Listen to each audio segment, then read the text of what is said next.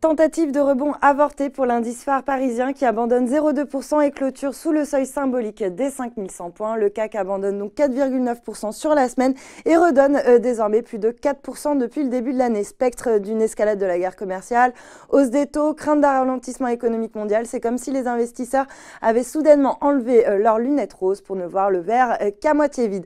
Du côté des valeurs, les secteurs les plus chahutés cette semaine ont tout de même profité de rachats à bon compte. C'est le cas du secteur automobile à l'image de Valeo qui s'adjuge 3,29%. Dans le même secteur, Forestia remonte la pente grâce à Invest Securities qui renouvelle son opinion à l'achat mais ajuste son objectif de cours de 72 à 63 euros au lendemain du point d'activité de l'équipementier automobile pour le troisième trimestre 2018. Et puis le secteur du luxe reprend lui aussi de la hauteur à l'image de Kering. Toujours dans le vert, Soitec qui progresse de 3,57% grâce à Jefferies qui démarre le suivi du dossier à l'achat en visant 85 euros. Et puis l'opérateur satellitaire SES signe la meilleure performance sur le SBF 120 grâce à Morgan Stanley qui relève son objectif de cours de 19 à 27 euros tout en restant à surpondérer. À la baisse en revanche, Pierre et Vacances redonne du terrain alors qu'Odo BHF réaffirme son conseil donc à l'achat mais ramène son objectif de cours de 46 à 36 euros sur le dossier suite à l'ajustement de ses hypothèses après l'apparition d'un chiffre d'affaires annuel légèrement sous ses attentes. Airbus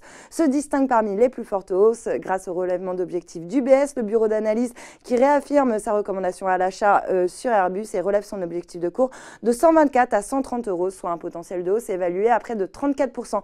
Dans le même secteur, Safran de son côté s'adjuge 2,16%. Et puis, toujours aussi volatile, l'action Technicolor subit des prises de bénéfices après avoir fortement progressé ces derniers jours, alors que des rumeurs circulent comme quoi la société pourrait fabriquer la nouvelle box de Bouygues Télécom. Mal orienté également, Ingenico reprend son souffle après sa forte hausse de la veille liée à un éventuel rapprochement avec Natixis.